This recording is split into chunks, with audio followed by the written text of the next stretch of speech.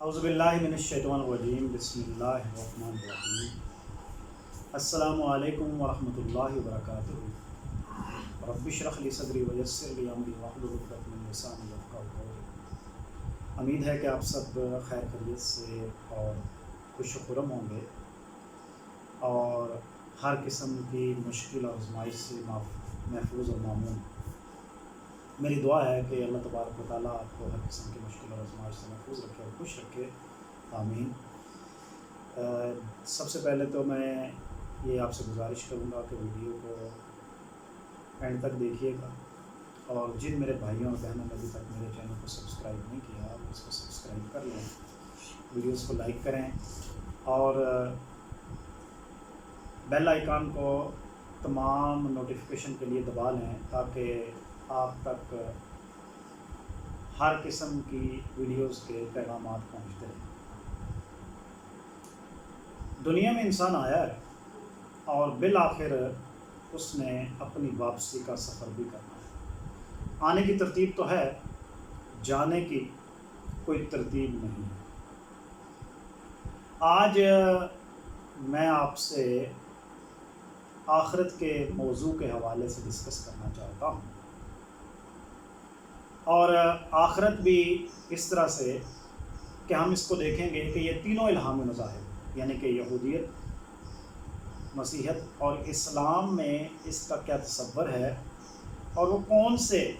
मुश्तरक नुकात हैं जो आखिरत के हवाले से पाए जाते हैं। सबसे पहले तो अगर आप आखिरत का मानी देखें तो आखिरत के लोग भी मानी होते हैं बाद में आने वाली या बाद में होने वाली चीज़ के, और इस्तिलाह में इससे मुराद ये है कि इंसान मरने के बाद हमेशा के लिए फ़ना नहीं हो जाता, उसकी रूह बाकी रहती है और एक दिन आएगा कि उसकी रूह को उसके जिस्म में मुंतकिल किया जाएगा और फिर उससे दुनिया में किए गए अमाल का हिसाब किताब दिया जाएगा। ज़ाहिर सी बात है कि इंसान शुतरे बेमहार की तरह नहीं है। सबसे पहले अगर हम इस्लाम का जायज़ा लें तो इस्लाम में आखिरत को मुख्तलिफ़ नामों से याद किया गया। यौमुल क़ियामा, यौमुल हसरा, यौमुल फ़ुरक़ान, यौमुल आखिर, यौमुल बास, यौमुद्दीन, अलकारिया, अलहाका, अलज़लज़ाल वग़ैरह वग़ैरह, यानी कि 27 के करीब कोई नाम हैं जिनसे आखिरत को पुकारा गया। यानी कि इस बात से आप अंदाज़ा कर सकते हैं कि इस्लाम में आखिरत की बहुत ज़्यादा अहमियत है। और अल्लाह ताला कहता है जो मुत्तकीन की सिफ़ात अल्लाह ताला ने कुरान पाक के आगाज़ में बयान की हैं, उसमें से एक सिफ़त ये भी है कि वो बिल आखिरति हुम यूक़िनून, और ये वो लोग हैं जो आखिरत पर ईमान लाते हैं। और फिर अल्लाह ने फरमाया कि वमन यामल मिस्काल ज़र्रतिन खैरन यरा वमन यामल मिस्काल ज़र्रतिन शर्रन यरा, कि जो ज़रा पर नेकी लेकर आएगा वो भी अपने सामने पाएगा और जो ज़रा पर बुराई लाएगा वो भी अपने सामने पाएगा। यानी कि वहाँ किसी के साथ ज़्यादती नहीं होगी, मिज़ान अदल अल्लाह के हाथ में होगी और अल्लाह तबारक व तआला क्योंकि सबसे ज़्यादा आदिल है लिहाजा वो अदल करेगा। और सूरा अल-हाका और सूरा अल-हज में इसका तज़किरा आता है कि जो अच्छे लोग होंगे उनके नाम अमाल उनके दाएँ हाथ में दिए जाएंगे और जो बुरे लोग होंगे उनके नाम अमाल उनके बाएँ हाथ में दिए जाएंगे, और जिनके दाएँ हाथ में दिए जाएंगे वो खुशी खुशी लोगों को दिखाएंगे और जिनके बाएँ हाथ में दिए जाएंगे वो नामुराद होंगे। सही बुखारी की हदीस नंबर 1374 में हज़रत अनस रज़ी अल्लाह तआला अन्हु से मरवी है कि जब हम अपने मुर्दे को कब्र में दफन कर देते हैं और अभी मुर्दा जो है ना वापस पलटने वाले अपने अजीज़ों और रिश्तेदारों की आवाज़ सुन रहा होता है कि उसी वक्त उसके पास फरिश्ते आते हैं, उसके साथ ही आते हैं और वो उससे सवाल करते हैं कि तेरा नबी कौन है। अगर तो वो मोमिन है वो जवाब दे देता है और उसको जन्नत और जहन्नम दिखाई जाती है और जहन्नम दिखाई जाती है, उससे कहा जाता है कि तुझे इससे नजात मिल गई, और जन्नत दिखाई जाती है और ये कहा जाता है कि ये अब तेरा ठिकाना होगा। जबकि मुनाफिक और काफिर आदमी ये कहता है कि मैं नहीं जानता और उसको हमेशा के लिए जहन्नम का ठिकाना दिखा दिया जाता है। एक मरतबा देखें अज़ाब कब्र जो है वो भी एक हकीकत है और आखिरत से और क़यामत से उसका क्योंकि ताल्लुक़ है। नबी अकरम सल्लल्लाहु अलैहि वसल्लम एक दिन दो कब्रों के पास से गुज़रे تو آپ صلی اللہ علیہ وسلم نے صحابہ کرام سے فرمایا کہ ان دونوں یعنی کہ قبروں میں جو بسنے والے ہیں ان دونوں کو عذاب قبر ہوگا، ایک کو پیشاب میں احتیاط نہ کرنے کی وجہ سے اور دوسرے کو دوسروں کی غیبت کرنے کی وجہ سے۔ آپ صلی اللہ علیہ وسلم نے قریب ہی موجود ایک کھجور سے 2 ٹہنیاں توڑی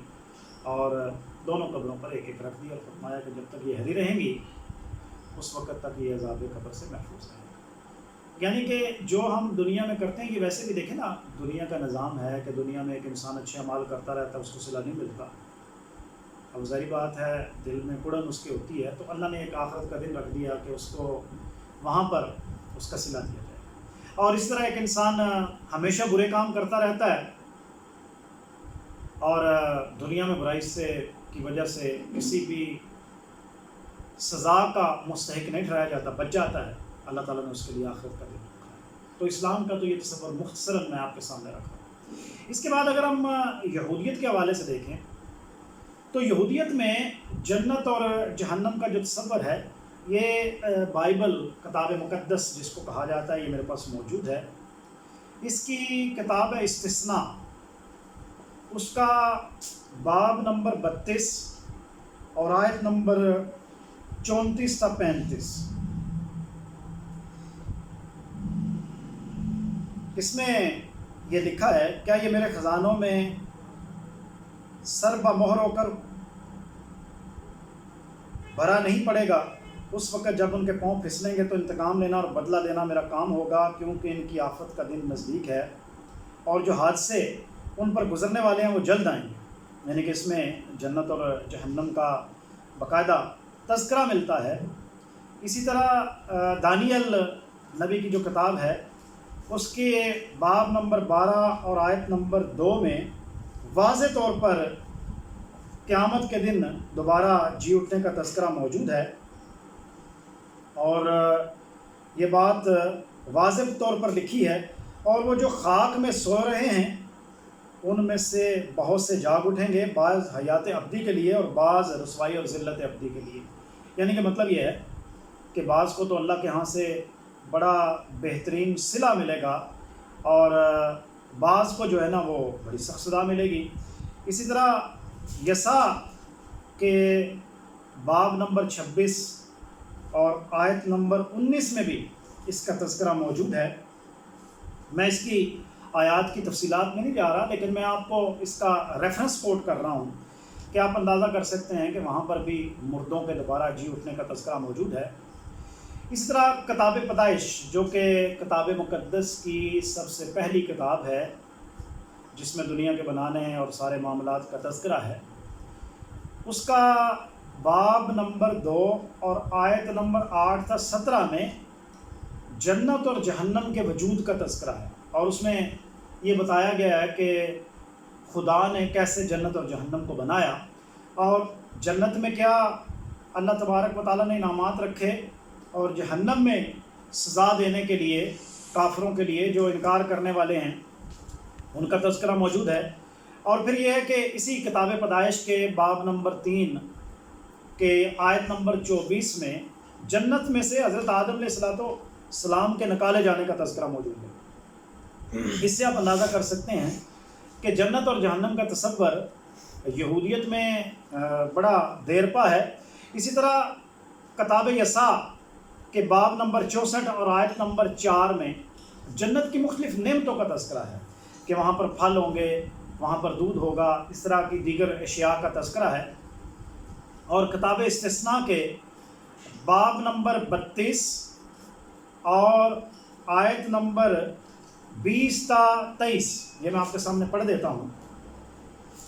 جو اس کی 20 تا 23 آیت ہے، آپ یہ دیکھیے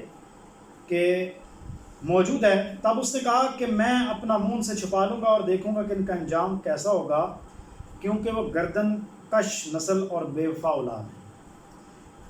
انہوں نے اس چیز کے باعث جو خدا نے انہیں مجھے برے غیرت اور اپنی باطل باتوں سے مجھے غصہ دلایا، سو میں بھی ان کے ذریعے سے جو کوئی امت نہیں ان کو غیرت اور ایک نادان قوم کے ذریعے سے ان کا غصہ دلاؤں گا، اور اس لیے کہ میرے غصے کے مارے آگ بھڑک اٹھی ہے جو پاتال کی تہہ تک جلتی جائے گی اور زمین کو اس کی پیداوار سمیت بسم کر دے گی، اور پہاڑوں کی بنیادوں میں آگ لگا دی گئی، یعنی کہ جہنم کا تذکرہ ہے۔ اسی طرح یسا میں جو ہے وہ اس کے باب نمبر 30 کی آیت نمبر 33 میں تذکرہ ہے، اور یسا ہی کے باب نمبر 24 اور 66 میں تذکرہ ہے۔ اگر ہم مسیحیت کے حوالے سے دیکھیں، اس میں جو آخرت کا تصور ہمیں ملتا ہے، تو قیامت کے دن خدا کی جو قیامت ہوگی، یسا میں اس کا تذکرہ موجود ہے کہ اس دن کیا اس کی ہولناکیاں ہوں گی اور کیسے اس کو برپا کیا جائے گا۔ یسا کے باب نمبر 25 اور آیت نمبر 8 میں اس کا تذکرہ ملتا ہے۔ اسی طرح تھلینکیوں کے نام جو پطرس کا پولس رسول کا خط ہے، پہلا خط ہے، اس کے باب نمبر 4 اور آیت نمبر 16 میں ہمیں یہ واضح تذکرہ ملتا ہے کہ قیامت کیسے برپا ہوگی۔ اور دانیل کا جو باب نمبر 12 اور آیت نمبر 2 ہے، اس کا میں آپ کے سامنے ایک حوالہ پڑھ دیتا ہوں کہ کیسے جو ہے نا اس کا، اور جو خاک میں سو رہے ہیں ان میں سے بہت سے جاگ جائیں گے، بعض حیات ابدی کے لیے اور بعض رسوائی اور ذلت ابدی کے لیے۔ اس سے آپ اندازہ کر سکتے ہیں کہ کس قسم کی ہولناکیاں وہاں پر ہوں گی، اور ان ہولناکیوں سے کیسے لوگ جو ہے نا گرفتار ہوں گے۔ اسی طرح وادی میں جو سوکھی ہڈیاں تھیں، حزقیل نبی سفر کر رہے تھے اور انہوں نے وہاں پر ہڈیاں دیکھیں، تو اس کا تذکرہ ہمیں اس کے باب نمبر 37 کی آیت نمبر 1 تا 4 میں ملتا ہے۔ خداوند کا ہاتھ مجھ پر تھا اور اس نے مجھے اپنی روح میں اٹھا لیا، اور اس وادی میں جو ہڈیوں سے پر تھی مجھے اتار دیا، اور مجھے اس کے پاس جو گرد پھرایا، اور دیکھ وہ وادی کے میدان میں بکثرت اور نہایت سوکھی تھیں، اور اس نے مجھے فرمایا، اے آدم زاد، کیا یہ ہڈیاں زندہ ہو سکتی ہیں؟ میں نے جواب دیا، خداوند تو ہی جانتا ہے۔ پھر اس نے مجھے فرمایا، تو ان ہڈیوں پر نبوت کر اور ان سے کہہ، اے سوکھی ہڈیوں، خداوند کا کلام سنو۔ یعنی کہ اس سے آپ اندازہ کر سکتے ہیں کہ قیامت کے دن اللہ تعالیٰ سوکھی ہڈیوں کو اٹھائے گا۔ اور اس طرح مردوں کی قیامت کے دن دوبارہ جی اٹھنے کا تصور جو ہے وہ کتاب متی، جو کہ سب سے پہلی جو کتاب ہے انجیل کی، اس کے باب نمبر 22 کی آیت نمبر 31 اور 32 میں جو ہمیں تصور ملتا ہے وہ میں آپ کے سامنے رکھتا ہوں۔ اس میں موجود ہے کہ مگر مردوں کے جی اٹھنے کی بابت جو خدا نے تمہیں فرمایا تھا، کیا تم نے وہ نہیں پڑھا کہ میں ابراہیم کا خدا اور اسحاق کا خدا اور یعقوب کا خدا ہوں؟ وہ تو مردوں کا خدا نہیں بلکہ زندوں کا ہے۔ یعنی کہ اس دن اللہ تبارک و تعالیٰ باقاعدہ طور پر موجود ہے کہ اٹھائے گا۔ اور اس طرح یوحنا میں بھی اس کے باب نمبر 5 آیت نمبر 28 تا 29 میں بھی ہمیں یہ تصور ملتا ہے کہ خدا تعالیٰ اس دن مردوں کو اٹھائے گا۔ اور رسولوں کے اعمال کے باب نمبر 24 اور آیت نمبر 15 میں بھی اس کا تصور موجود ہے۔ اسی طرح کلسیوں کے نام جو پولس رسول کا خط ہے، اس میں آیت نمبر 2 اور باب نمبر 2 اور 12 اور 13ویں جو آیت ہے، اسی طرح کرنتھیوں کے نام جو پہلا خط ہے، اس کا باب نمبر 15 اور آیت نمبر 12 تا 20۔ دوزخ کا منظر ہمیں لوکا میں، انجیل لوکا میں اس کے باب نمبر 16 اور آیت نمبر 23 میں